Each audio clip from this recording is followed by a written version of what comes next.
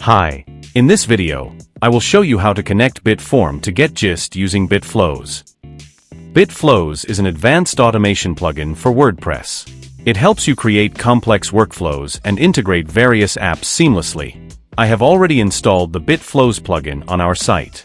In this tutorial, I will explain how to create a new contact in GetGist using BitForm.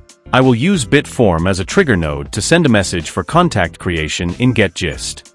Step 1. Create a new flow. First, navigate to the Flows page. If you have not created any flow yet, click on the Create Flow button. Enter a name for your flow, and then click on the Create button. Once you have successfully created a new flow, it will be displayed like this.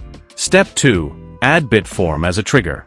Next, let's add BitForm as a trigger in our workflow.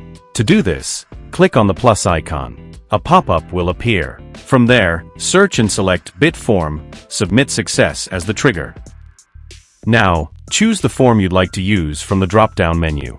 After that, click the Listen Response button. Now I will submit a test response from BitForm. Once the form submission is completed, the response will appear like this.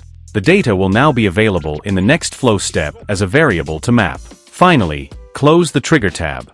We have successfully added a BitForm trigger to our flow. Step 3. Add an action. Now, I will add GetGist as an action in the workflow. Click the plus icon again, then search and select GetGist, Create Contact as the action from the pop-up. Next, select a GetGist connection from the drop-down menu.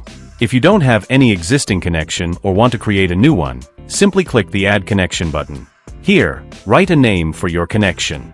Then you will need to provide an API key to establish a connection with GetGist. To get your API key, visit the GetGist General Settings console. Then select API key under the API and Webhook section. Now, copy the API key. Then go back to the BitFlows builder and paste it into the token field.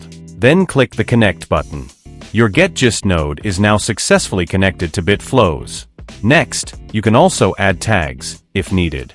Now, I will map the fields from the Happy Form response to the GetGist fields.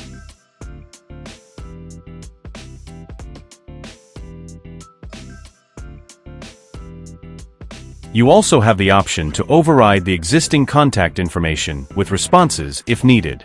After completing all the setup steps, close the Action tab. Step 4. Run a final test.